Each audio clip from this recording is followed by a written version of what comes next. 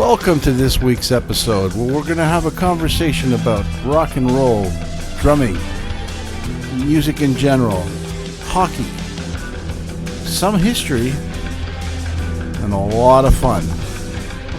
So join me and let's go for a ride.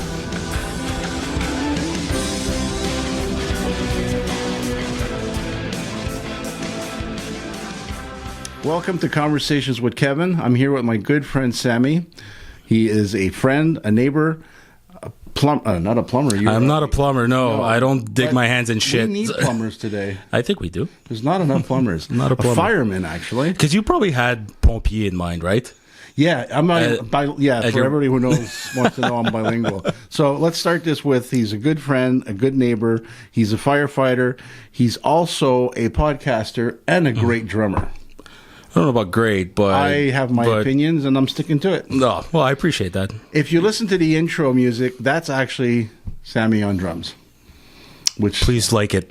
I'm not sure if you realize that, but I did use our track "Finger Killer" as the intro. That's awesome. Yeah. I'm happy you did that, and I'm happy you like it. I'm happy you like my drumming skills because you're the one that hired me. So I'm getting a lot of compliments. Good. Yeah, I'm glad. I'm glad.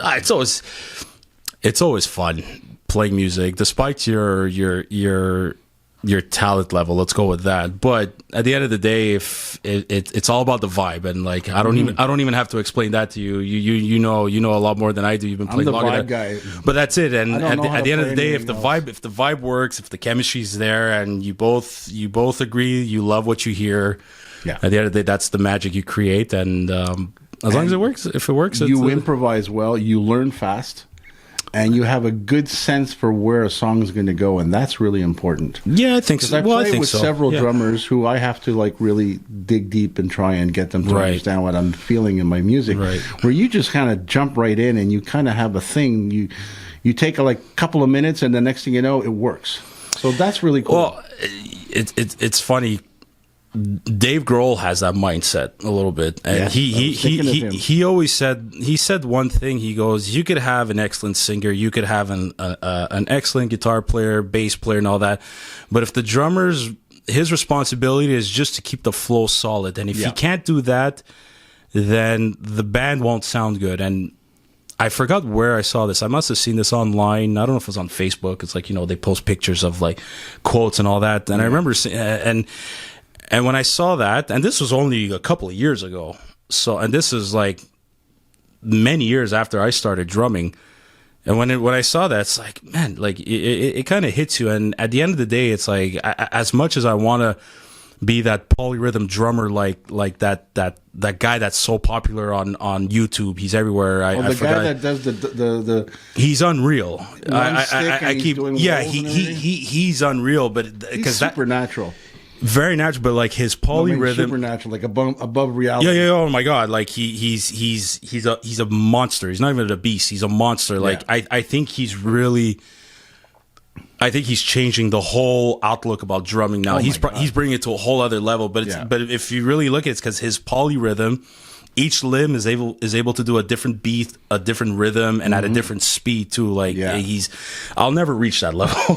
I'll never get there. But at the same time too, God knows how many hours of practice he put into it. God knows how natural is it as a creative, natural born talent. Because absolutely, totally. I'm a big believer in natural born talent that you as an individual have to discover. I agree. There's a lot of videos out there with him playing and other people watching him that are professional drummers. Going, I can't believe what he's doing. It's unreal. Like there's one, and I know which videos you're talking about. I think he's bald, and I don't even know who he is as a drummer. But like what you're talking about. Exactly. He's watching him, and he's like, just jaw dropped, and he's like, well, what the like how? And it's true. Unreal. But like, and in all honesty, that guy, I'm sure he's received tons of offers to be, hey, could you be the drummer of my band? And probably the best thing for him is to be like, not to join a band, but just do what he's doing. Maybe teach, maybe have drum clinics, which for sure he's going to do. Or a drum-centric band. Make his own drum-centric band. Could be. He like, look at the Eagles. The drums are usually in the front. Yeah. That's one band which is not the quality of this guy's drumming, and also Fleetwood Mac, the drums are in the front. Okay. They're not as in the back as most bands are, and there are bands that can do that. And this guy would be a great front style drumming. Probably, yeah. I told you. Well, also it also helped with the Eagles, I think, because Don Henley sang. He sang a lot too, right? Yeah. So I guess he kind of had to be. But I get what you're saying. So, but his drumming is unreal, and again, my style, I just love the basic 4/4 rock, like as much. Some people might find it boring, so, and that's okay. To each their own. That's the beauty of music. But that was my style, you know. Like I loved when I was growing up learning how to play drums. Like the first drummer I was thinking about was Chad Smith. Like he's of the Red Hot Chili Peppers, who's probably my favorite drummer. Yeah. At least alive. So he was the very first drummer that I really started. I guess the first drum that started influencing me. So it's so funny. Like back in the, like I was like 15, 16 at the time. This was like circa 2004, 2005 when I was really started looking into playing drums, and like begged my parents for $400 to buy a like not even a secondhand set. This was probably a bottom hand set from a kid that lived in, somebody wanted to throw away. Pretty much, he wanted to give it away. But like this kid too, he wanted $400 to probably upgrade his drums. Yeah. So he sold me his. I don't even know what make it was. There was no mark on it. It wasn't. I don't know if it was Mapex, Pearl, or even. Or, sort of like my first guitar. I had no idea pretty much. Like there was no make on it. So, but like I begged my mother $400, and I think I got it down to 3, and she's like, okay, fine. And how I convinced her, I have no idea. And oh my God, the noise. Drummers are the worst for practicing. Like how else? You can't not quiet down. That, and like you want an electric kit, like electric kits at those times. Obviously they're around, but great. It's not that they weren't great. Like at that time, they're like 800, 900, almost $1,000 for like a good set, or even a decent set. Like more than that, it's like for good luck trying to convince my Italian mother to loan me. You know what I mean? Like not to get away. My parents are all like, no, if you want something, work for it. And like I hadn't started working yet at that age, at 14, 15. So it was different. Then when I started working, I saved money to buy my actual set, Mapex M Series Cherry Red, and I still have it to this day. My mother, after I moved out of the house to live in the town of Hudson to be a firefighter here, my mother's like, for years she's like, can you put that damn set together? Like I wanted to look nice in the basement, and it's still there to this day. So that's cool. But yeah, like the way I learned drumming is like, dude, I didn't take any lessons. We still had a Walkman for the kids out there who don't know what a CD player Walkman is. It's the things that play CDs. If you don't know what CDs are, you're younger than me. I didn't have a CD Walkman. I had a cassette Walkman. You had the cassette or first I started with these little pocket radios. Yeah. With the one piece. Yeah. I remember that. But I don't remember that, but I remember radio. Oh yeah, of course. Which is why I do this, because ever since I was young, I would tune into AM radio late at night. Right. Pick up stations from far away, because AM frequencies, they go far at night. That's because true. There's less disturbance in the atmosphere. And I would listen to Art Bell, God bless his soul, probably the best radio announcer ever. Okay. And I would listen to that. Before Art Bell, I was listening to Larry King and other people of that sort. And there's this guy in Cleveland that I forget his name, it was Chicago. He was great too. So that influenced me, just that little radio influenced me. And now I'm doing a podcast with another podcaster, which is how incredible is this? It's crazy. And it's what I like. I like the conversation aspect. Oh, absolutely. Hence the conversations with Kevin. Because absolutely. I don't have a subject for this podcast. This is basically. But I think anybody that wants to talk to me, I'll record it and post it. But I think the best podcasts out there, like look how well. Yeah, obviously, I think Joe Rogan is the most popular talk about anything podcast, and he obviously has subjects in mind based on who his guests are. Yeah, but yeah, podcasting now, it's because the thing with podcasts is it's natural, it's real. There's a real human element to it compared to radio. Exactly. Radio, you got producers, you got subjects, you can't say this, guidelines, you can't say that, you got guidelines. Whereas podcasts, especially Joe Rogan, he doesn't give a shit. He'll talk about whatever he wants. Smoke a cigar, have a drink, and the best thing, do something of that sort. Not to be copying him, but to realize that's a genre that works. I like. It works, and it's comfortable. But the best thing about Joe Rogan, I find, not many people will agree with this, is that like he looks at both sides of coins, like whether it be political, like the best example I could give, like he knows the Earth isn't flat.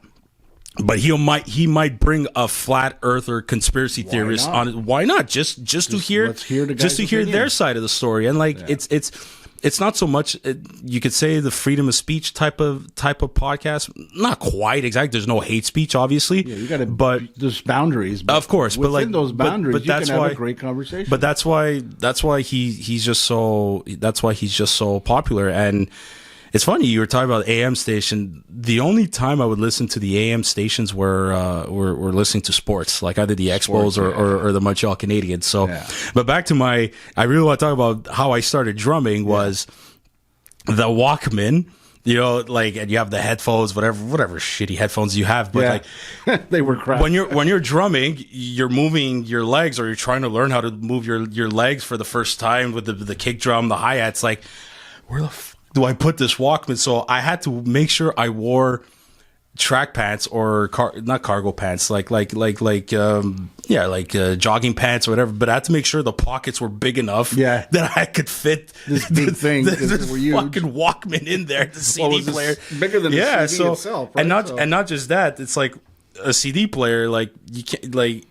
At some point, if I were to hit hard, like the song would pause, it would skip to the next track that I'm trying to learn. They were horrible. So I'm trying to play to Californication. I'm playing along, and then just when I think like I'm in the groove, which I'm sure I sounded terrible, but I'm there, I'm feeling it. As soon as I hit hard, like it was a hard press on the kick pedal, boom, it jumps to the next fucking track, and like So the struggles that we had to go through in the early 2000s, you kids have it good these days, and in a sense, thank God for technology. I could out-Trump you on that one because I had just a pocket radio, and that was it. And then this Walkman came out, and I always remember my first fascination with a Walkman. I'm not a skier because I have no balance, and I respect gravity. Jeez, I think you have to respect gravity. It's a law. It's important. It's the law, yeah. But I always imagined there's a song by Pink Floyd, Be Careful with That Axe, Eugene. That one there. Yeah. I always imagined putting the headphones on because it puts you in a stereophonic world, which takes you out of reality. That's what I loved about the Walkman and the headphones. Yeah. And I imagined skiing down the ski hill listening to that. And I just have this visual of myself going down the ski hill, knowing what I'm doing, because I don't, because I'm not a skier. That opened up headphones for me. I even mix all my music with headphones because I find headphones give you a space of what the whole thing sounds like. And Walkmans were the beginning of that lifestyle. Right. People wearing headphones. Now, everybody's got ear pods. Yeah, but... And as much as the AirPods are great, like I find like the headphone, it just gives you that sense of. This may sound weird, but like it takes you out of the world. Like, well, exactly that, and I love shuts you in. You know? When it comes to bands and music and the creations of albums, like I'm a big lover of the whole behind the scenes stuff. Oh yeah. So you give me a DVD of how. Like the best example I could give when the show Classic Albums came out and they had the version of Pink Floyd, which was the first one I watched, and you kind of see footage of Gilmour and Roger Waters in the studio, like how they came up with Dark Side of the Moon. Like that was amazing. that part about the whole creative process on how these bands make albums, like I love that. And when you see them wearing the headphones, recording their track and their instrument, like to me, wearing headphones like that, it puts me in that space. Like it makes me feel like it's cool, and it's the effect it has on me. It makes me feel like you're in it. Yeah, you're exactly. It's weird. A lot of people have done before you. 1,000%. But not just that. Like the quality of hearing you get, like you block everything it's true. Like, you're stuck in that world and you block the outside noise. Basically, that's what it's supposed to do. It's a shift in time and space. I see it totally. And you hear a lot more details than you ever thought. Like when Pink Floyd, when they released the remastered album of Dark Side, I don't know if it was I'm not sure if it was the 50th anniversary. I don't think so. It was a couple of years prior to that. Yeah. And there's certain guitar tracks you hear, you're like, well, wait a minute, like I didn't hear that part. I never like well, yeah, I have a good example was Led Zeppelin's "Since I've Been Loving You."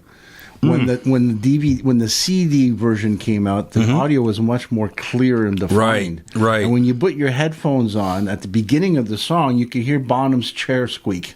Oh, okay. And they left it in because that was a live version. Right. A lot of people don't realize most of Zeppelin's early stuff was a one-shot live recording. Yeah, it was all live, yeah. And then Page might put on a couple extra guitar riffs, Plant might put on some backing vocals and some harmonica, but each song was a performance. So when they did "Since I've Been Loving You" and you can hear the squeak, they said, no, this is good. Yeah, this was a good version. And it's funny you mentioned that because the one track I noticed that Bonham did something is Black Dog when he's trying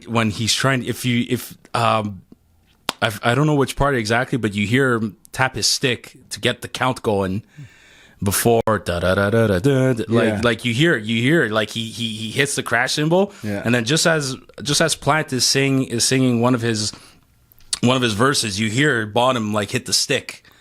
I don't know. I'll have to look into that. Look into it. You'll notice it right away. Like now that we're talking about it, if you hear. And that's exactly that. It's like, oh, okay, he's hitting the stick, like for sure, without a doubt. And then they even confirmed it in, I don't know if it was, I forgot which book. I have one of these books on like really describes how they went into the songs and their creative process. Not Hammer of the Gods. Hammer of the Gods was mostly like that was a good book, by the way. But it wasn't. I almost wrote a Zeppelin book with my buddy. Did Tom. You should have. Me and Tom would always go to bootleg conventions and collect Zeppelin live concerts on bootleg records, and we knew so much about the shows, the tours, the songs they played, how they were recorded that we almost sat down and wrote a book. But we were just like 20 years old. And I feel happening. But it's funny you mentioned Black Dog, and for anybody who's curious, put the headphones on and listen to Black Dog and see what Sammy's talking about. And Since I've Been Loving You, you're going to see these little mistakes stay in there. But Since I've Been Loving You, I did not notice that. So I'm definitely going to check that out. And I love the story how Black Dog, they're like, what the... Correct me if I'm wrong, since you're the Zeppelin historian over here. Sort of.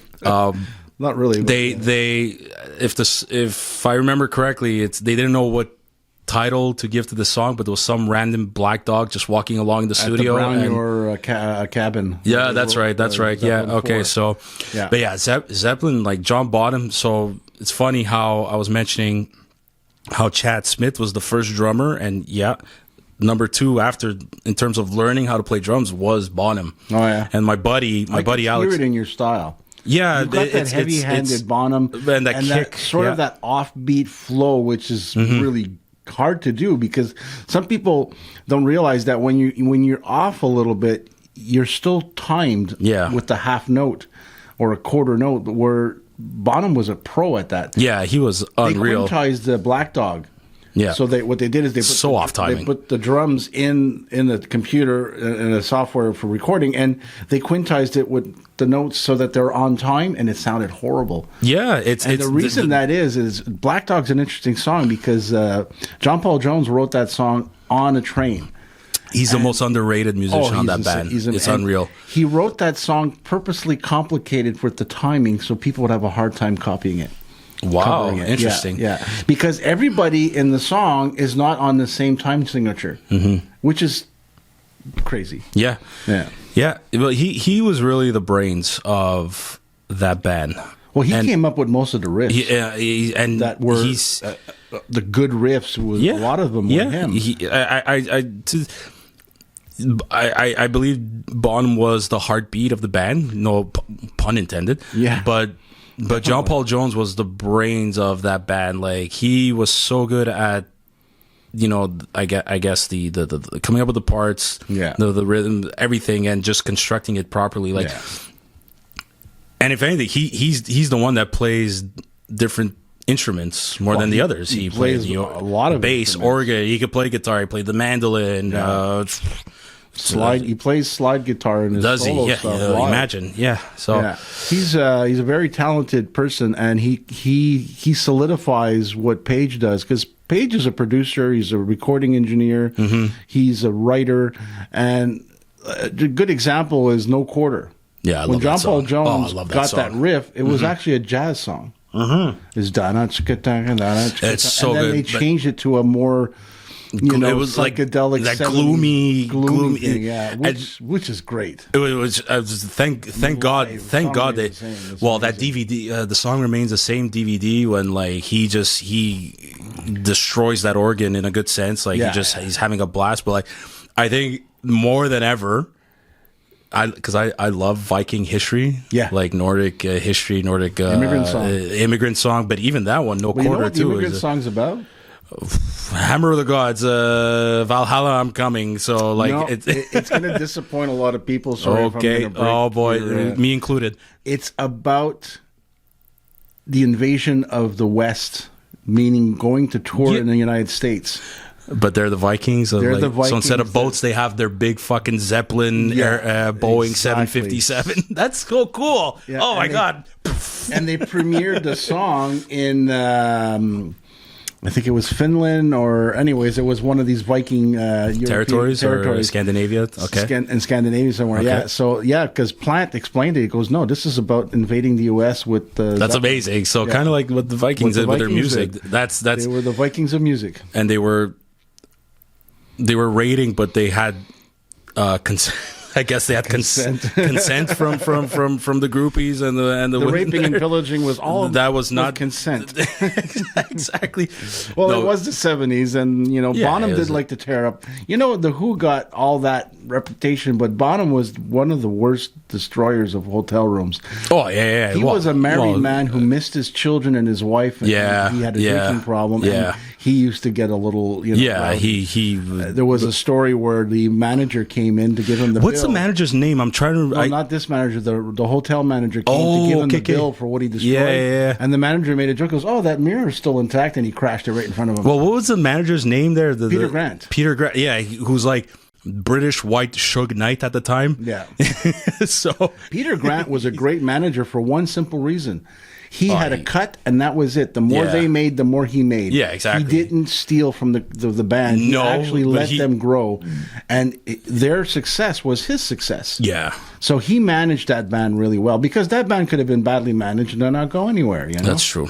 And I think that's a difference. I get the sense that's the difference between, especially bands nowadays. Like, if you're managed properly, your record label promotes you properly. Bands are managed like corporations now. 1,000%. You don't have that feeling anymore, that gut feeling. It's all about what image of you can we make money off exactly. of. And your sound. Cash cow. That's all it is. So, look at Taylor Swift. She's got talent and everything. She sings great. She's got a great live concert. Her concert tour was in the billions, and she actually affected the U.S. economy. I believe that. That's crazy. She's affecting the U.S. image by showing up to these Kansas City football games. Yeah. Well, no. I'm not hating on her for that. Actually, I'm going to compliment her on something. My friend Sean yesterday was here to watch football, and she kept appearing on the screen. So but we started talking about her, and he said that she gave $200,000 to every truck driver on the tour as a bonus. That is amazing. I don't think she's a She's not a bad person. I don't think she's a bad person. I think it's the personality, the cult of personality that creates the hate. Because the cult of personality, the term. I love that song.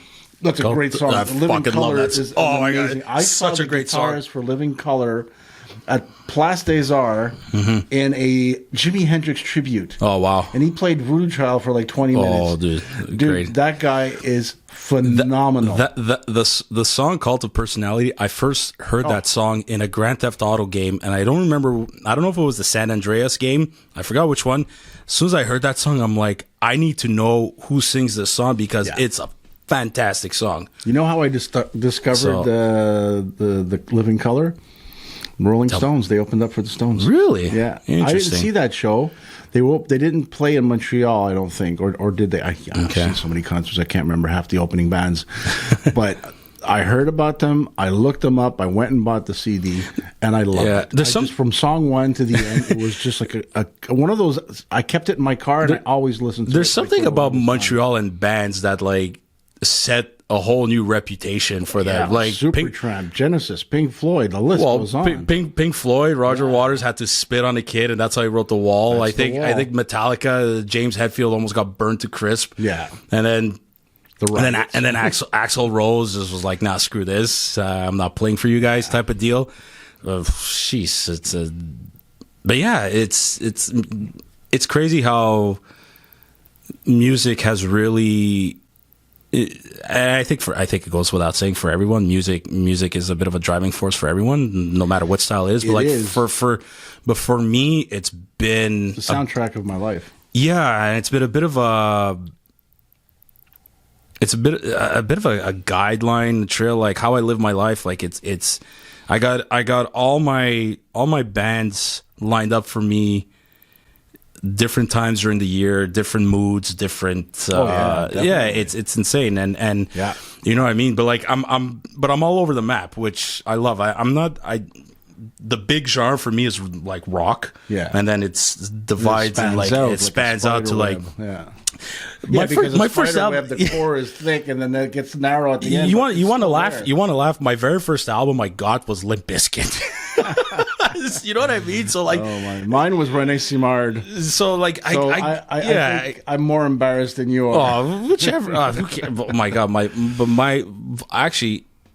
my parents were huge lovers of disco, so my father and mother loved the Bee Gees. They loved ABBA, and my mother loved ABBA. Yeah, but like there's Kenny some, Rogers. but like even to this day, like ABBA and Bee Gees, their music is still it's immortal. It's immortal. Well, did you see what they're doing with ABBA? They're doing an Avatar concert. Are they for real? Yeah, what they're doing is they're creating a concert that they recorded, and they don't show up at the concert. They have avatars on stage. Well, especially now, and the avatars look the way they did back in the day in the 70s. So when you go there, it's like you're seeing the old ABBA. I find that a good thing, but it's weird though. It's very weird. It's not good. It's not bad. It's a visual experience like that would probably be phenomenal. Yeah. But it's not authentic. It's not authentic. I mean? So when I saw my first concert was Robert Plant. Really? Which one? First tour with Phil Collins? No. This was in 2000. Stevie Ray Vaughan? No. His solo album. Well, yeah, but he actually had a show where Stevie Ray Vaughan opened. No. I would have remembered Stevie Ray Vaughan opening up. No. This was in 2000. He came in 2005, I think. The Strange Sensation tour. That's right. I saw that at the Forum or the Bell Center. It was at the Bell Center, and that was my very first concert, and unreal. I saw that with my father-in-law, John. God rest his soul. He just passed away, and that was a great concert. Oh my God! The belting he did, the yelling, he had it. He still had it. 73 at the Madison Square. Well, I can only imagine for you, or those. That's awesome. So Robert Plant at the Bell Center. Yeah, that was great. So. My best friend Alex, still my best friend to this day, who I was in a band with him throughout the end of high school, college days, and so on. It was unreal, and he's the one that actually introduced Led Zeppelin to me. And when we saw Plant come out, and he sang the different version of Black Dog and A Whole Lot of Love at the end, the way unreal. Like I remember that feeling of. I don't even know which words to describe it. Like the level of happiness that It's euphoric. It's very, very, very euphoric. He introduced me to Zeppelin. Actually, he introduced me a lot of the bands that I like now. Like from Zeppelin, he introduced me to Floyd. He introduced me to Rush, and then my love for Neil Peart or Neil Peart, however you pronounce his name. Like Peart. Just Peart personally, but I pronounce a lot of stuff. Yeah, me too. So, but like my love for him just skyrocketed just with when I saw his drum solo in the Rush Live in Rio, the DVD. So. Yeah, I just it was instant jaw dropping. At that time he saw that reputation of one of the best drummers in the world, and the whole. Rush.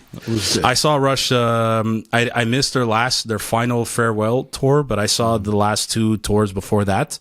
I think I saw the farewell. No, I saw the one before the farewell tour. Yeah, so the Clockwork album the Clockwork Orange tour. Yeah, exactly. Because they did that. They did a 40th anniversary tour, but I think the 40th anniversary tour was the farewell tour. Don't fully quote me on that.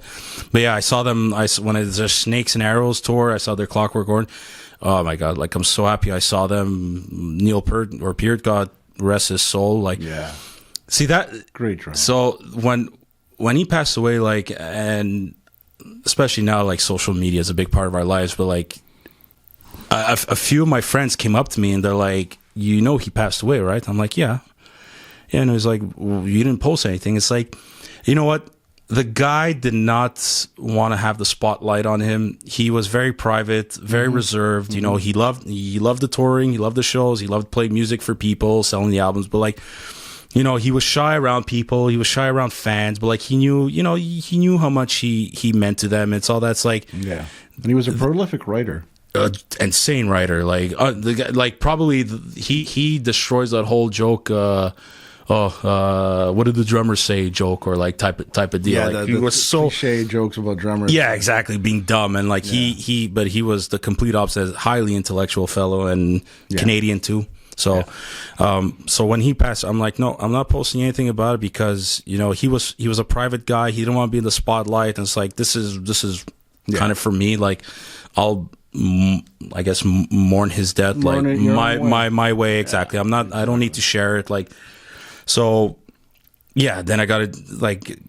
getting into bands like Pink Floyd and Rush, and like that whole prog rock. Then Porcupine Tree came along, and then, you know, but prog metal like Dream Theater came along too. So it's like I'm all over. But then I love the rap rock of Rage Against the Machine. Put aside their I like Rage to a point. I mean, put aside their political yelling. Like that's pretty cool. I mean, but some of it, like, you know, like. But it's more for me. It's more like the I guess the rapping and the rock, and not like Limp Bizkit rapping, because I mean, Fred Durst, like, at that time was cool and great. Then even Rage Against the Machine, but it's like dated now a bit. That's funny how music gets dated. Like the Beatles, to me, it's dated. You find the Beatles dated? Yeah, I listen to a Beatles song. It's like, wow, this is old. Some of the the Stones actually don't get dated. I don't know why. I could listen to the Stones anytime, any day, any mood. I'm a huge Zeppelin fan, but I have to be in the mood to listen to Zeppelin. But I feel like the Stones, you put it on, they have such a variety of styles and grooves that it just flows in the background. I don't know if I would totally agree on the Beatles being outdated, but you do have to be in a certain mood to listen to them. Well, when I say outdated, I'm talking about the Love Me Do and I Want to Hold Your Hand. All that stuff just kind of sounds corny now, but I do still love Sgt. Pepper and but that was a bit of a different. Yeah, that was a good concept out. Yeah, exactly. You know, I agree with that. I think so too. Well, the same for the Stones. My favorite Stones period is the Mick Taylor period. Yeah, okay. You know, Let It Bleed all the way up to I forget the last album they did get together just before Ronnie Wood came in. Which Ronnie Wood did some good funk stuff, like disco style funk stuff with the Stones. But Mick Taylor, I thought, was the core of that 70s rock concert vibe. Was the Mick Taylor years. You know, that's when they were like heavy, right? Not heavy like Zeppelin, but heavy like. To me, to me, I find. You have a good song if another band can cover it, and make it sound a bit better. Yeah, that's when you know you have a very, very, very good song. Like "Sympathy for the Devil," and even I had another Stone song in mind. Give Me Shelter. Like, there's some bands that do great covers of that, but Monkey Man. But then you think about it, it's like, for them to pull off a cover like this, because this song has to have some greatness to it as well. It's got legs. It can move on. 1,000%. And you know that Charlie Watts was the key to whether a song works or not. Yeah. He would listen to something that Keith Richards or Jagger put together, and he would start playing and go, "Yeah, this is gonna be a hit," and it was. Every time Charlie, this is Jagger that said this in an interview. Every time Charlie Watts said this is going to be a hit, it was.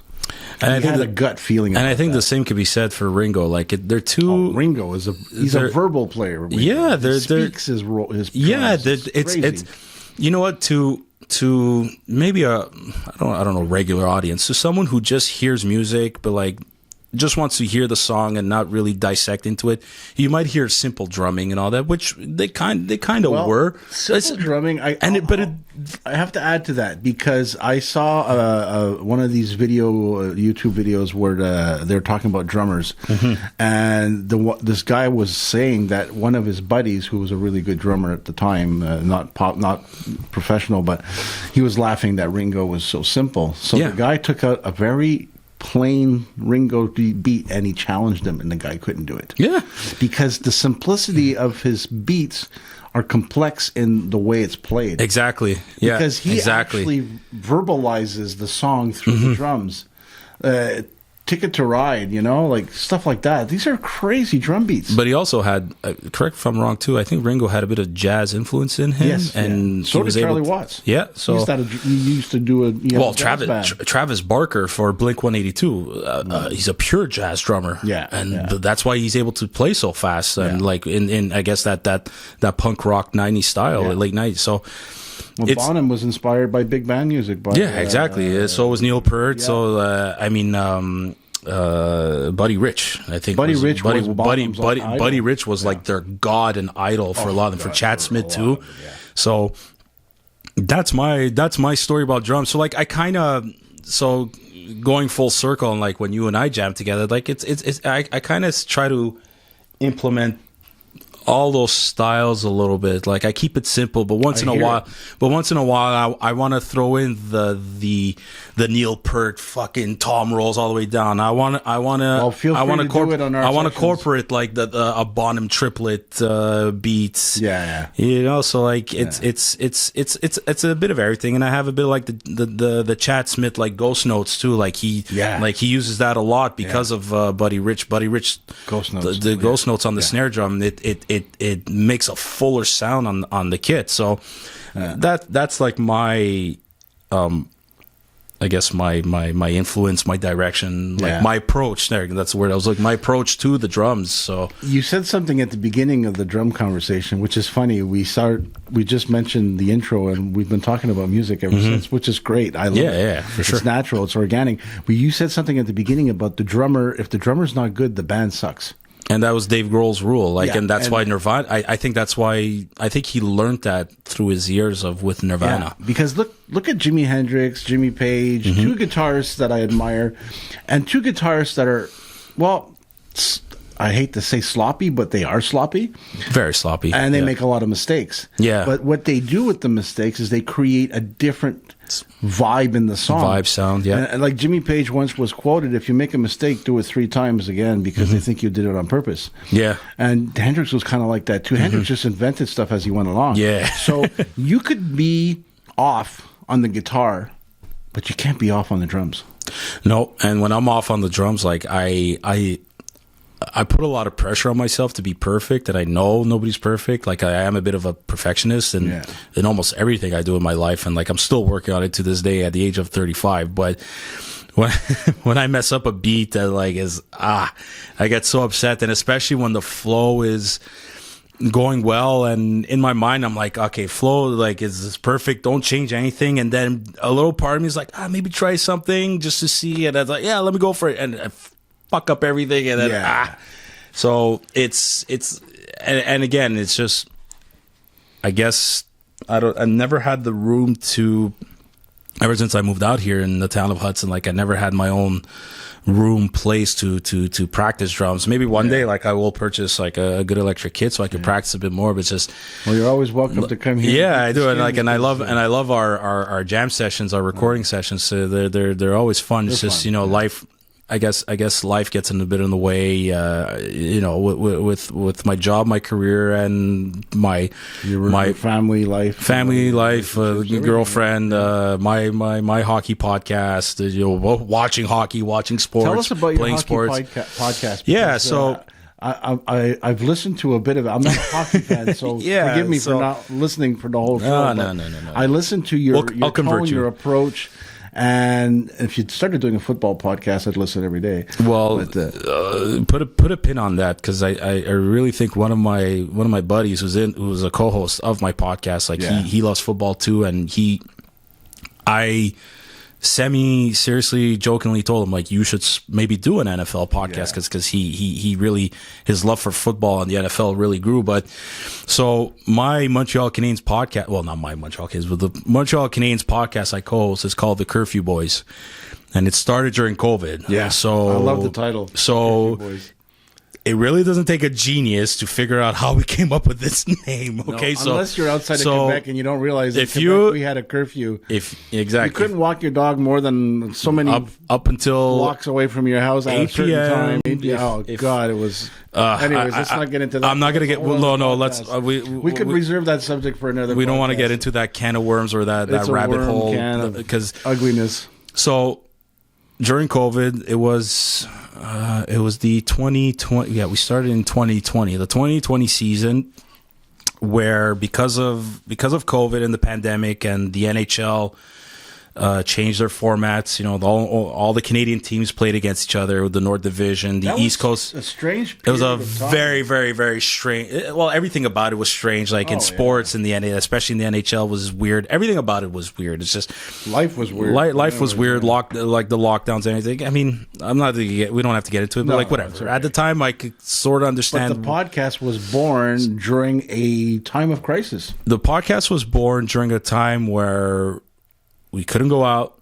We stayed home, but yet we still had hockey to watch. Yeah. So the way it started was I have a group chat, the famous Messenger Facebook group chat with 4 of my buddies that I'm still in contact with since high school.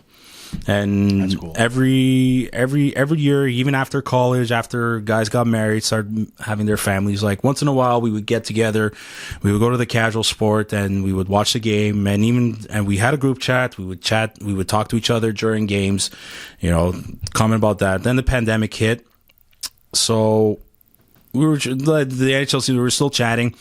Then that whole Zoom platform came out for workers to do virtual meetings and all that shit. Okay. So my buddy had it, and then after one game, he's like, "Yo, guys, like, come on Zoom. Let's talk to each other, but at least visually, face to face via computer screen." So we watched the Super Bowl the first year of the pandemic with my buddies on. Oh no Zoom. way! We all watched the Super Bowl. Yeah, together. so it was just it's just you think about it now, different time, but like we all get on, we log on, and I guess every conversation, the way Zoom worked, every conversation that you have, it records. So automatically. I believe so. That's pretty cool. Or did it, if I don't know if it was automatic, but if he did it, if he clicked record on purpose just to see, like, God bless him for doing that because it gave birth to this. But the way it happened was it's one way or another, it was recorded. He listened to it. It was just the audio. He had video and audio format, obviously. He watched it, he listened to it, and he's like, "Yo, guys," he's like, "this sounds really good." Like we're 4 or 5 guys talking about the Montreal Canadiens. We're talking about the game, the team. Yet we're busting each other's balls like lifelong friends, buddies do. He's like, this is something cool here. Like we kind of got something here. So we did it again, and then as we kept doing it, I guess another 2-3 games after that, my buddy Anthony was like, "Yo, guys, like, we should probably do a podcast. Like, let's turn this into a podcast. Like, it's not like we're going out. It's not like we have much to do. We're stuck at home. Like, the game's on. Like, we got something. We could do something here." So he contacted me privately, and he not that he had to convince me, but he was trying to share ideas. Oh, we could maybe do this, do that, so without going too much into details. And then next thing you know, it's like, oh, we got to come up with a name, then like we're like, fuck, what do we say? It's like we were stuck during curfew in Quebec. If you reside in Quebec, you know all about the curfews. So we're there, like, the curfew boys, the curfew guys, the curfew. I don't know. We come up with all kinds of titles. We're like, yeah. And like the curfew boys made sense at the time just because of what we were living through the pandemic in the province of Quebec. So stuck with it, created an Instagram page, and then next thing you know, it's like, okay, well, we need a logo. So we came up with a few ideas, a few concepts, contacted a friend of mine. She does logo designs, and she created one. And then we just started posting our episodes through there. We posted on Spotify, on Apple Podcasts, and just started just posting on our Instagram page, pictures, clips. It's how it starts. And then So like the whole point of this was like, let's do it for fun. Yeah. Let's see where it goes. Like almost everything. Yeah, that's my intention. Yeah, exactly. Enjoy conversation, which is pretty much like that's like everything that begins. Just see where it goes.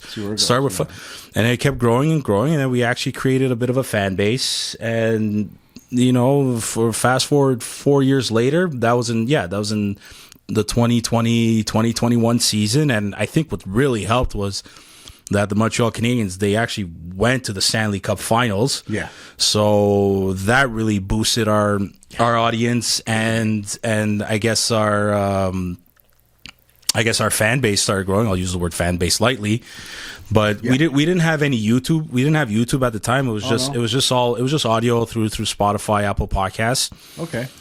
But the whole overall vibe of us is like, it's again, we're guys that we've known over like almost 20 years, over 20 years. So it's just like the vibe we're giving, we're not giving that typical radio talk about a team. Like we make fun of each other on the show. Meanwhile, we talk about the team, and like we poke fun at each other, we tease each other. It's just basically busting balls. So it's great. So a lot of people came back to us like, man, I feel like I'm just hanging out with you guys on a Saturday night, drinking beer in the basement and watching the game and talking about it.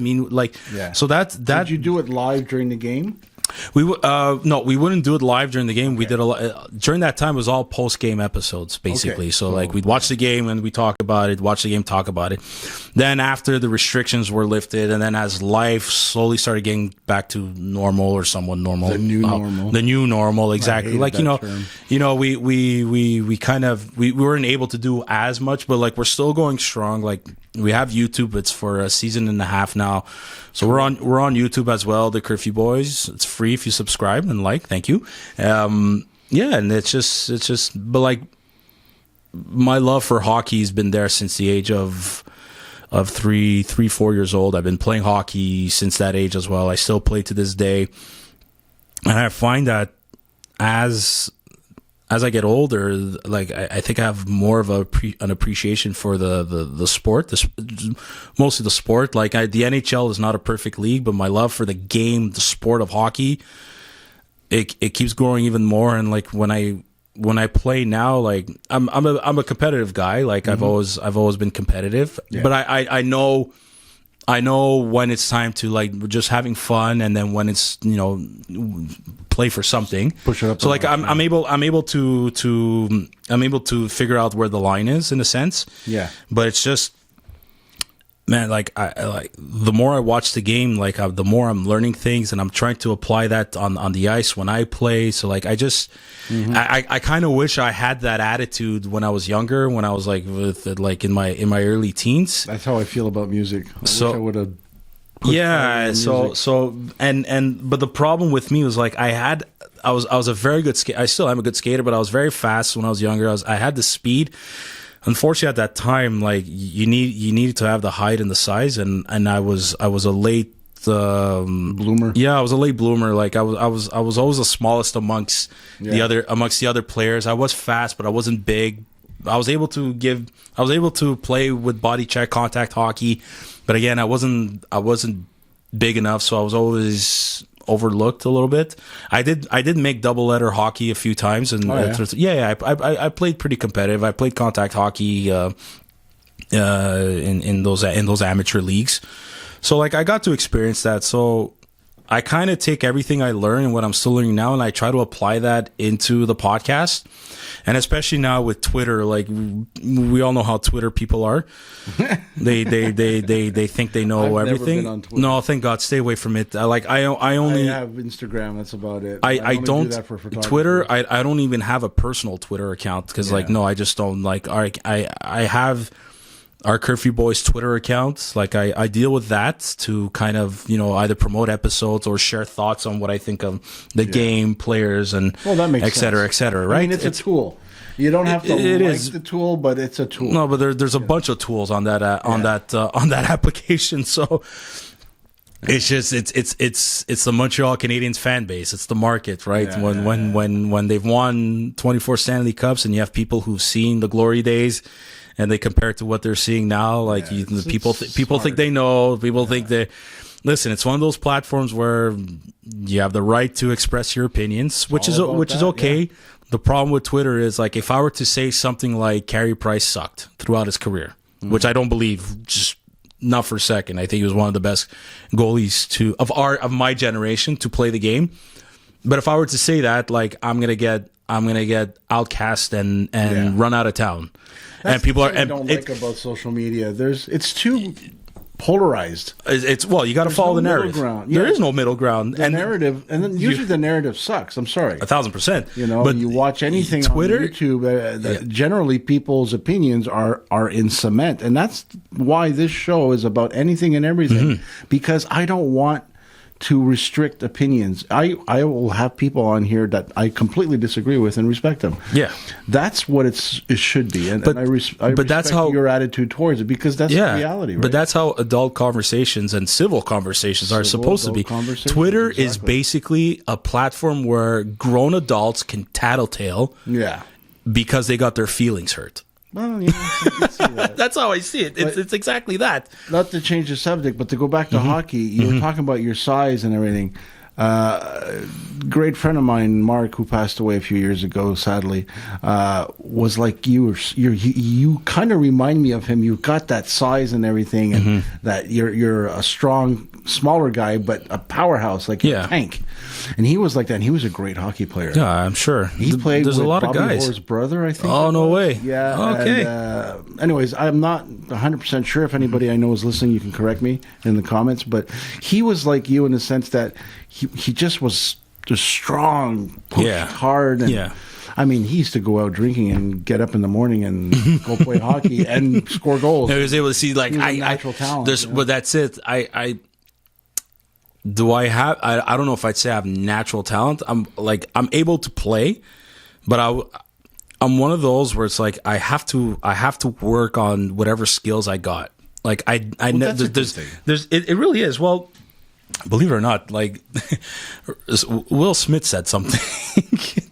We'll talk about not to talk about Will Smith, but he said something like you're born with talent, but you work on skill. Yeah. So I do believe I was born with the ability or capability of playing hockey, playing drums. Natural talent, yeah. I do feel like I have that, but like I really have to work on it to be good. Like, and so I agree with that. It's the same for me with guitar. But it's the same thing with everyone. Yeah. And if you look at a lot of these hockey players, it's like, you're projected to get drafted in like if you're top 10 or whatever. Yeah, you project a lot of it's projection, but nobody knows. But at the end of the day, what does it all come down to?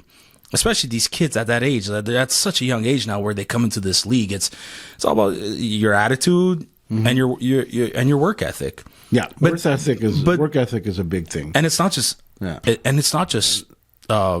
just in sports, but it's everything in life. And if there's one thing my parents, when you come from. Well, my father was an immigrant from Italy, but he moved here when he was like 2 years old, right? But like my mother was born and raised in Montreal, but like she comes from immigrant parents, and like, you know, they moved here after the war. Yeah. And so when you come here with barely anything in your pocket, like your level of work ethic grows beyond belief, beyond my own imagination, just to survive. Examples that are superior than what we have today. I mean, my grandmother was born in 1902. She came here after the First World War. Yeah, so imagine that. My mother was born in 26. Yeah. She was a child during the Second World War. And the mentality is so different. It's That's unreal. why they're called the Great Generation. My mother's before the Great Generation. Okay, right. Technical difficulties brought us to a new camera angle, so welcome back. Cheers, and gotta love the Java. Conversations with Coffee and Kevin, so. Yeah, I like that. Conversations with Coffee and Kevin. Kind of like a comedians in cars getting coffee type of deal, except we're in your... my living room. We're in your... Yeah. But yeah. I like this angle because you get to see the Zeppelin and the Rolling Stones poster. You get to see the guitar too. You get to see... Yeah, a couple of your Zeppelin T-shirts. The Robert Plant one is right there. I just saw Robert Plant recently at Place des Arts. That's so cool. My good friend Bob, who was kind enough to get me an aisle seat because of my bad knee. Okay. And because I like to have a couple of drinks, and who doesn't? He came to pick me up. Okay. From downtown. Okay, nice. brought me to the show, and brought me back. That's a good friend. That's a good friend. And recently we just went to see another concert, and he got aisle seat with the Loge. Mm-hmm. I drove to Bombardier where we used to work, where he still works now as a contractor. Okay. And left my car there because there was no parking at his place. And then the same thing, he drove me back the next morning. So good friends, and that's another thing I wanted to talk about. I got a good thing about good friends. Yeah. And you're a good friend. You helped me, move my stuff, and several times with the grunt work, because I'm not the man I used to be. I used to be the guy people would call to move fridge, stove, washer, dryer, sofas, and I was the moving guy. Right. Then the arthritis kicked in, and now I'm just that guy. Can't do that stuff anymore. So good friends like you and Adam, and even Bridget helped me with one time. For sure. The washing machine. Remember that? It costs $0 to be nice. It's true, but not everybody is. No, and you know what? It's funny. I saw this on YouTube, and they said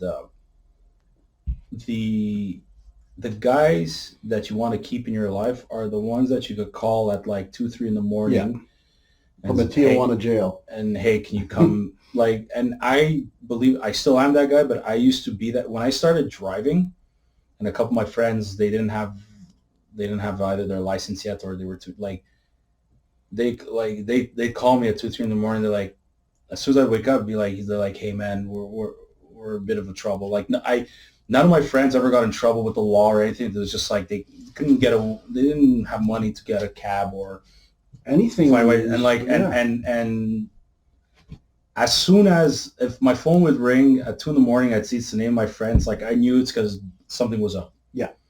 And you're that guy. You're a good guy. And I was up like that in a heartbeat. Got dressed, I would go get them, and even to this day, I'm still like that. If anybody needs anything at 2-3 in the morning, they call me. If I hear it, if I wake up and I get I'm there, and it's kind of been. I guess I've always been that type of person. Like just put everybody's needs before mine to a certain extent. Like mostly, like if somebody needs help, like I've always been there, and I think that's why I do what I do for a living. That's why you're a firefighter. Yeah, which means you're also a first responder at the firehouse. Yeah, exactly. Yeah, so you're there for people in a major way in times where they are horrified what's happened to them, an accident or a fire. You're there for people's most horrific moments. You guys were there for my fire. It's a bad day for them, basically. Yeah. When my place burnt down, you were there. I didn't know you then. I only met you when I moved here. You were there with Eric and Nick. Yeah. And you guys were there for me. I'll never forget that. I'm going to share something with you. Before the fire, there was the St. Patrick's Day Parade. Right. When the fire department passed, I cried. Yeah. And I hadn't had the fire yet. Oh, okay. Same thing when I see an ambulance. I always say someone's having a bad day. And you guys are there. So, anyways, I don't want to get emotional, but no, I think what you do is so honorable. It's unbelievable. And this will sound a lot better on the audio podcast. Yeah. Won't be as obvious. We'll edit the video for that part. Sorry, I'm just shy. It's funny too, because I know which fire you're talking about. I'll never forget it because it was my first time as the truck driver that operates the truck and that pumps water into the hose lines and that's where it was my first time. And so like I remember clearly I was living 2 buildings down from there, and we're still here in the town of Hudson. Like I have a full-time career as a firefighter, but in the town of Hudson, it's still the volley style, we'll say, the on-call style. So, well, you're what's the word for that? You're on call. Yeah, on call. It's part-time on call. That system is still going on. Like there might be some changes, but that's a whole other subject. And I was home when we got the tone. And I remember running out because I lived right across the street from the fire hall. And as I was running, I looked to my right and I saw people evacuating. I saw the smoke. I saw the flames. And I knew I was going to be the driver of the first arriving vehicle because usually the first guy that arrives at the station that has his license and his training to drive and pump the truck. You're the guy. So I knew that. So like I looked over and I kind of like froze in my tracks. I was like, oh fuck, like yeah, this thing's going. And then my roommate, who's now my lieutenant, I was living with him. He ran out, and when he saw me, he's like, "What are you?" He's like, he saw me like kind of standing still in the middle of the street looking. He's like, "What are you doing?" And he stops next to me. He turns around. He's like, "Oh fuck!" Kind of like in a movie, you know what I mean? Like it's like, this oh shit. It's like So it was such it was a huge adrenaline rush, and like the amount of panic that was there amongst everybody, all the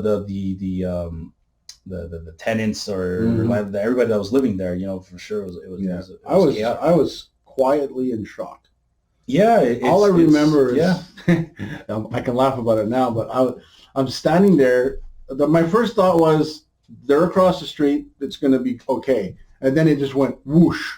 So there's no way you can get there fast enough. It just whooshed. Well, and I remember looking at, because the apartment that started the fire was right underneath my kitchen. Okay, my place. Right. Yeah. And I remember looking up and going, "Oh my God, all my shit's gone." that's the first thing that came to my mind. And that's exactly. I was sleeping on the couch. Not sleeping. I was sort of like semi-napping on the couch, and I usually slept pretty hard on a Sunday. Yeah. I'd watch baseball and fall asleep, which was my routine on a Sunday. And I was awake this time, and I was sleeping on my good ear, which is this is the ear that was facing up, so I couldn't hear as well. And I heard an alarm, and I thought it was down the street. It sounded like a garage or something down the street. And I looked out the window, and everybody's waving, "Get out, get out, it's a fire." And I went to go to the front door, and that was full of smoke, so I went to the back door. And then I stopped on every floor and opened the door and make sure there's yelling if there's anybody, you know, because I didn't know what to do. I've never been in a fire before. Yeah. You know? Then finally everybody got out, but you guys showed up, and it was too late because the guy broke. I think it's because the guy broke the window or something, and no, I think it started a backflash or something. Well, I think to the best of my memory, he left. He was cooking something. Oh, he went outside to his car. He left it unattended, and then it just. But the thing is that as soon as, you know, not to get into the terms of explaining, but like as soon as you give it air, like it fuels the fire. Yeah. So basically, fire needs three things. It needs air to breathe, it needs fuel to drink, and heat. And needs heat, exactly. So being a camper, I'm aware of how good air is. I have a little mini fan that I blow into the fire. Fire's a living thing. Fire's a living thing. It's like us. We need air to breathe. We need to stay warm. Or we need heat to survive. And we need to either drink or eat something. Fuel. So now, what also didn't help with that building, I think it had a fake mansard type of roof on the side. So as soon as the fire... Fake mansards are the worst because as soon as fire gets in there and it goes into the attic space, forget it. The whole thing collapsed onto my apartment. It's a bitch. Yeah. It's a bitch to stop. And like, again, we're not a full-time 24. We're a full-time. We're a 24/7 service, but we don't have guys staffed at the station as far as like a full-time career station. So that plays a role. But I remember that day clear as a bell. So my first time as a pump operator, and going through that helped me develop the skills on how to act or react through emergency situations, which is one of the traits that we're all supposed to have. And everybody's different. You have to react with the victims. Yeah, exactly. In a way that's appropriate. Yeah. But like even to this day, we always gotta remind ourselves that like it's we're the last line of defense here for people. Yeah. And they're calling us because they're having a bad day, or they're one step away from having a bad day. Yeah. So you got to treat that with respect. You got to treat that with empathy. And you know, there's times where we get calls where it's like, did you really have to call us for that? But at the end of the day, you remind yourself, you know, they didn't know. Realize how they didn't know, and you know, it better be safe than sorry. It's like it's you know what I mean. But I still love it to this day,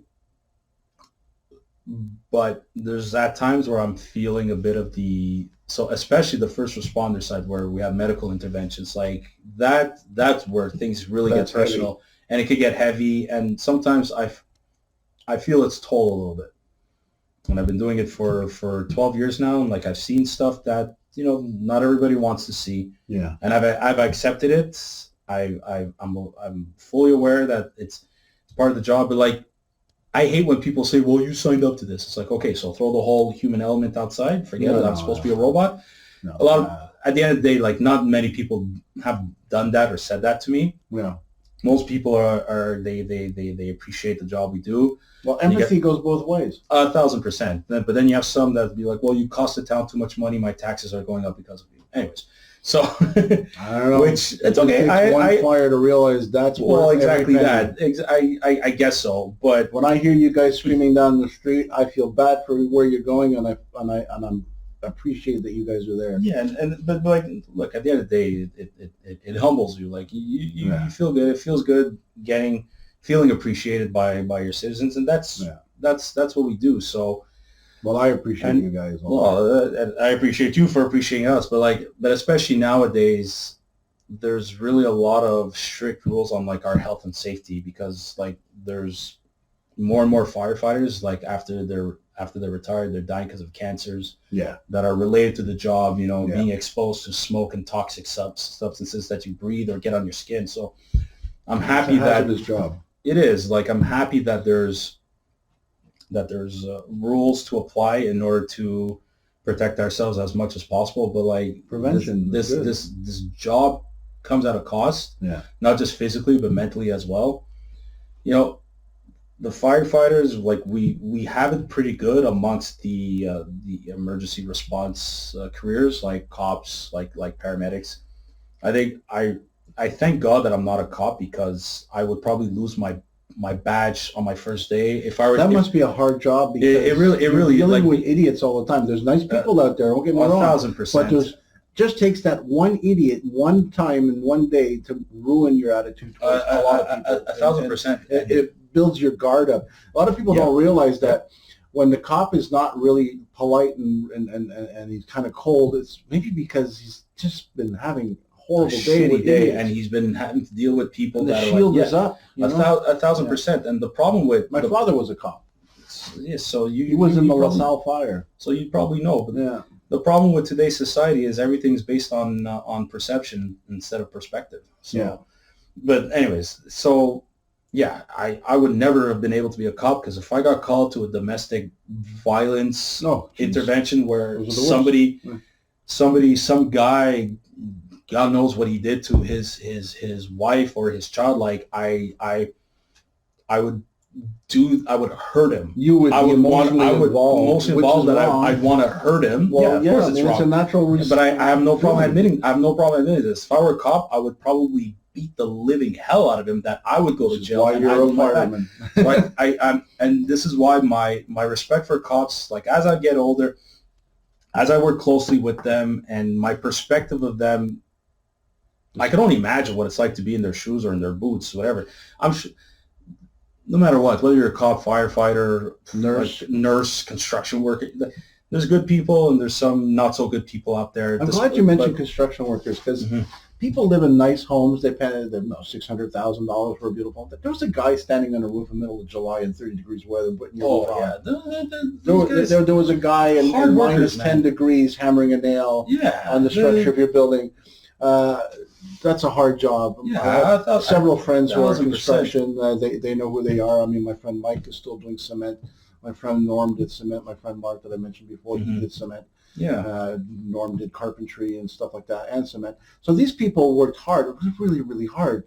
And they all have sore joints. It's a hard toll on the body. Absolutely. So, absolutely. And nurses, a friend of mine in Ottawa, she's an ER nurse. First, she's the first one that gets, to deal with the emergency. Yeah.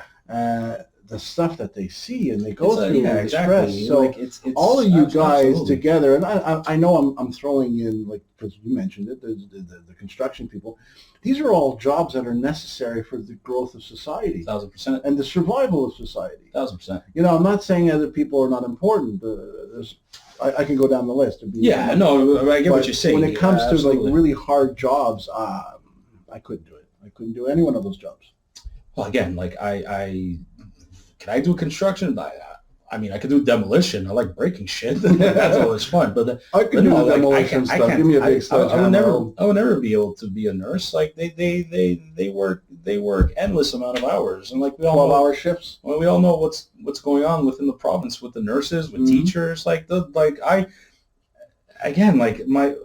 have that whole mindset of like try to put yourself in the other person's shoes for a second. That's my life model. But that's mine too. It's like, well, not just being empathetic, but like again, perception instead of perspective. Like you see that on Twitter. Like I'll use the sports for example. Like a guy did a body check a person, but like ended up hurting the player.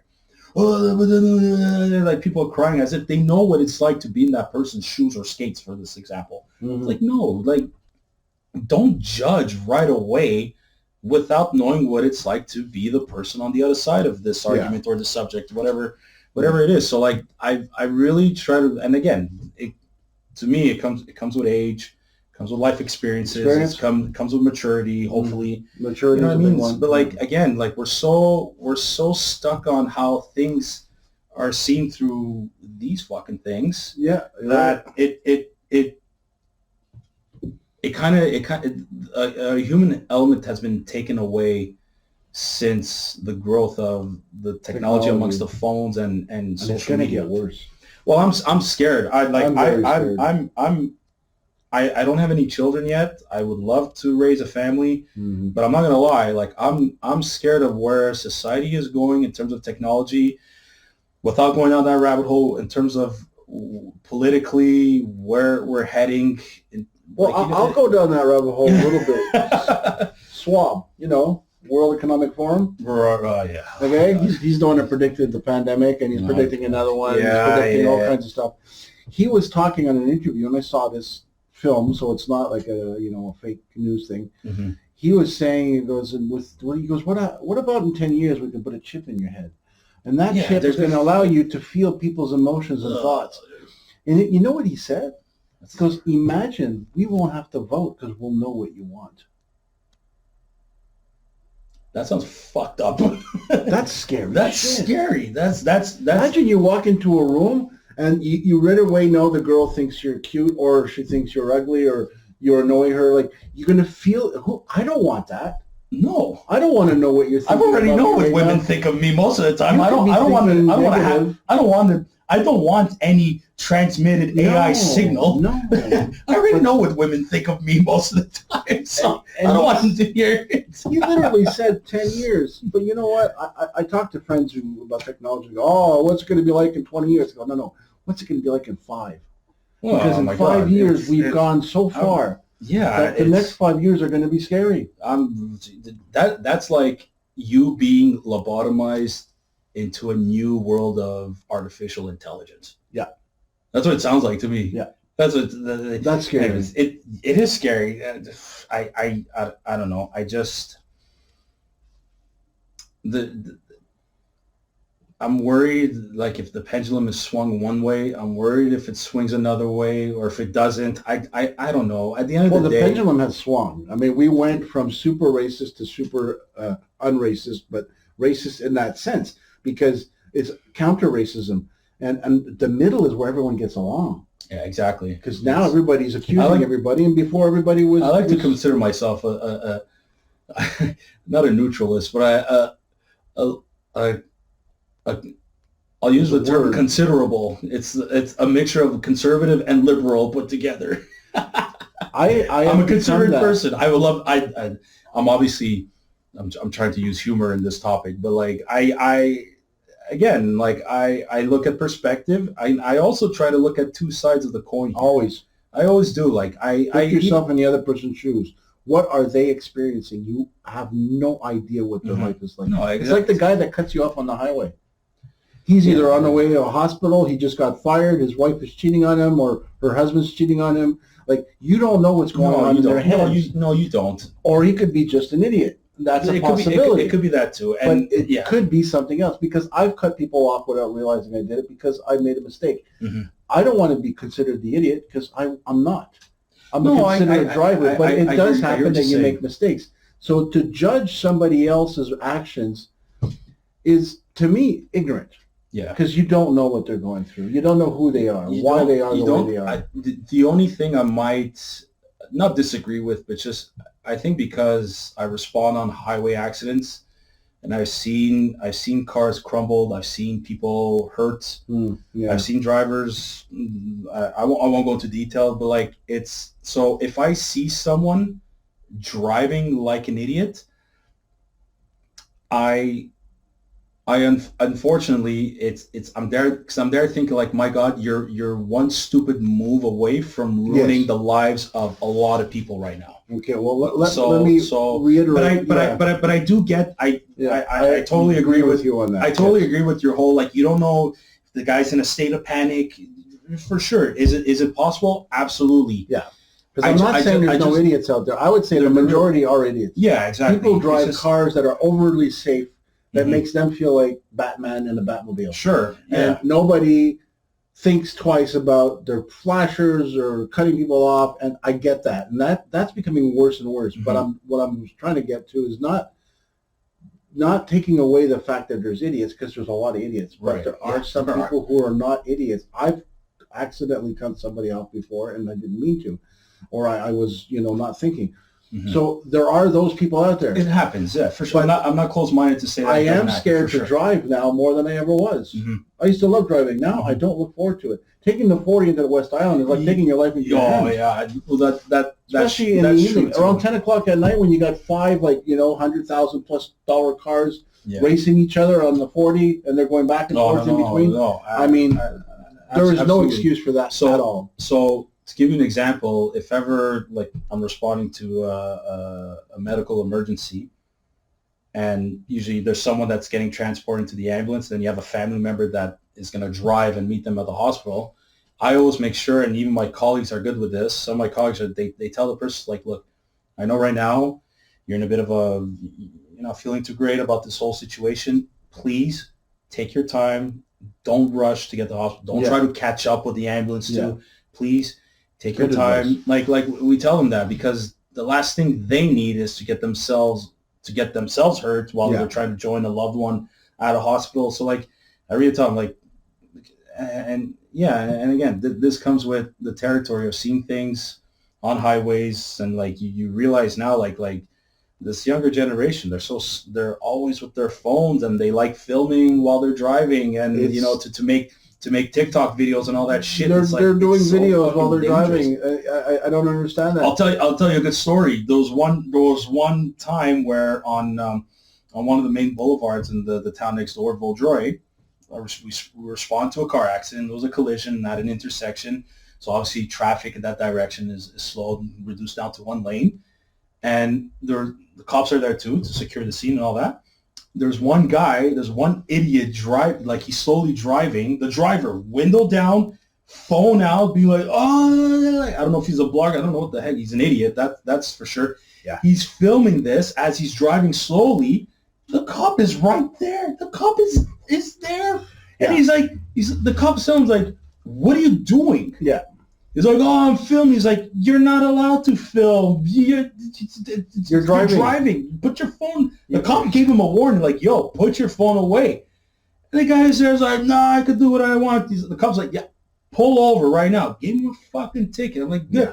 And there's me and my crew. We're like, you fucking moron. Yeah, you're a moron. Excuse my language. But that reminds me of a meme I saw on Facebook where the Titanic is sinking, and if it was today, I saw that too. I saw that too. Oh my! Look, that's the reality we live in. That is real. Look, social media was meant to connect people, and it did. Now it's separating people. Not only that, but the level of polarizing power. No, with great power comes great responsibility. Yeah, for you Spider-Man fans out there. Yeah, my favorite comic book character, by the way. Which the same for driving. Oh, and I think with anything in life. And somebody should tell our politicians that too. Yeah, maybe. I'm not gonna get there. No, I don't want to. I really want to steer clear.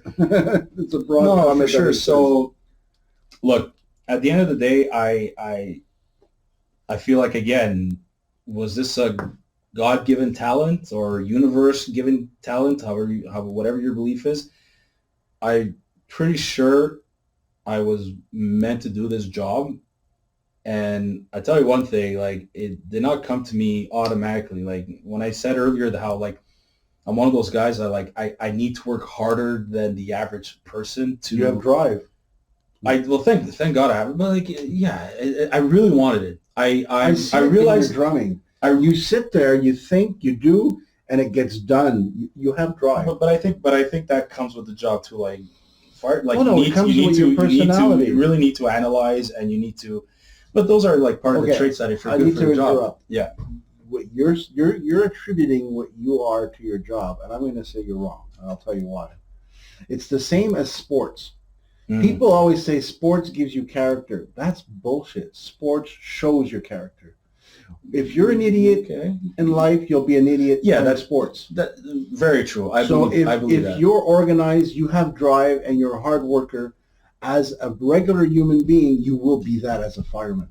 Yeah, I agree with you. Yes, you are that person. You're just developing it, and you're exploring it, and you're expanding it to different avenues. But you are that person. Yeah. Okay. I'm sure you're like that in the house. I'm sure. Yeah, I'm like that in the house. My girlfriend, you probably go crazy living with me because I'm a slob. My girlfriend fucking, my girlfriend can't stand when I'm logically right. I don't know if any woman can, but comment if I'm right or wrong. Yeah. Chances are we're going to get it wrong. And by the way, all comments are accepted and will be looked at, and we appreciate that. Well, look, to kind of summarize how like my whole route of doing what I do now came to be is I think the events of 9/11 were the ripple effect of it. That changed a lot of people's lives. It changed because I was in secondary 1. I was on my honeymoon. I was in grade 7. So it was a bit of the ripple effect of me wanting to do what I do. I'm not going to go as far as saying like 9/11 right away made me want to become a firefighter. It solidified it probably. Well, or it could be, I don't know, a ripple effect. Maybe it kind of built the foundation. Well, it's because it wasn't right away within that year of those events. It's more like as the years went on, they started coming out with more documentaries on firefighters, especially the ones after the effect. So like I started reading up on things. I started watching videos or all that. And my mother, like at the age of when I was like 15, 16, towards the end of high school, she's like, why don't you look into it? So I kind of did. I ended up getting, So at 15, you knew you wanted to be a fireman? At 15, 16, I was like, okay, let me look into it. I was gaining interest. I was doing my due diligence, researching the schools in the province and all that. At the age of 16, 17, the local station in my neighborhood of the city of Montreal Fire Department, basically, through contacts, I was given permission to visit one of the stations, not a stage, but like was a 4-hour visit. But the rule was I wasn't allowed to go on calls with them. So they showed me the station. The guy showed me the station life, the kitchen, the equipment, the trucks, the gym, which the must have been pole. Cool. It was really cool. Oh my God, this is interesting. Then, so the rule was as soon as a call comes in, that's it. You're done. You go home. Call comes in. The alarm rings. So I'm like, I go up to the captain. I'm like, merci beaucoup in French. Thank you very much. He's like, where do you think you're going? I'm like, well, it's over. He's like, no. He grabs a spare bunker jacket, throws it to me. He's like, hey, Tank kid, get on the truck with us. So I'm there. I'm like, oh my God. So the intervention or the emergency was this poor old lady. She ended up crashing into a light pole, but she really crashed her car. So they start pulling out the jaws of life, all the equipment and just the way they were working, all organized clockwork. It was like systematic chaos. Like it was chaos. It looked chaotic, but it was organized. It was organized, under control, procedural. So, and I'm there standing. I'm like, oh my God. At the end of the day, I ended up walking to the girlfriend at the time, an old girlfriend now. I ended up walking back to her place. She's like, how was? She's like, this is what I want to do. This is what I want to do. And awesome. And from there, but Kev, it took me, I don't know how many years of training and failure to finally get accepted into the school. It took me like 4 years. And within those 4 years, I tried 3 times. 1 year I didn't because I was doing computer graphics school, which kind of I kind of use that to do the posts for the podcast to this day. So like I might hit you up on that talent. Don't expect much. Like there's a lot of people that are way better than. So I didn't do that. I tried 3 years. I trained. I studied. I interview practices or practice interviews. Sorry. Yeah, it took me 3 years. Finally got in, but then to do the college level, there's actually a college degree in firefighting in the province of Quebec that I really wanted to do. That took me another 4 years of training and having to go back to college, doing night classes to do courses in order to up my score, your CR score. You know what I mean? Like it's. But then at the same time too, I got accepted. I got hired in Hudson, and I've been here ever since. That was in 2012. So like I got into school in 2010, graduated in 2011. I applied to a lot of the places here. I applied to Il Perot. I applied to Vaudreuil. I think I was about to apply to St. Lazare because my uncle lives out there still to this day. I applied to Hudson. All three of them said no. Hudson called me. He's like, yeah, we want to take you. You just have to come and do the interview, the testing. It was meant to be, and my life is pretty much established here. But I'm just saying, like, it's. I got hired in Hudson, but I tried 4 years to finally get into college, the college program. That was done in 2 years. I graduated in 2016. I applied to cities like Montreal, like Laval, like Ottawa, Hamilton. Failed. Our neighboring town, Vaudreuil, their full-time career, up-and-coming, growing town, growing city, as you know as well. Mm-hmm. First time I applied there, I got in, was on the waiting list, top of the waiting list. I've been there since 20. Actually, I got in at the start of the pandemic of 2020, so I was extremely fortunate to get a job, to get the career I've always wanted. 3 years later, I got promoted to lieutenant. I've been there ever since. So it's awesome. So my whole point in all that is like it comes down to that work ethic. It comes down to the character that you are as a person. And in all honesty, the best way I could end the show is just people don't realize their potential. Some of them do by figuring it out themselves. Some of them do by prep talk or getting kicked in the ass. I think some of them do realize that by failing 3-4 times just to finally achieve it on the 5th try. It's like at the end of the day, it's just, man, go get what you really want. Mm-hmm. It could be anything in life. Like it could be career, it could be anything, fitness goal. Just go get it. I think there's already enough pressure in life as it is. I agree. Go. Do what you can. Do what you can. Do what you love while you can, which is important. I'm sure too. I mean, I'm older than you. I've been 35 and used to go hiking and top tree.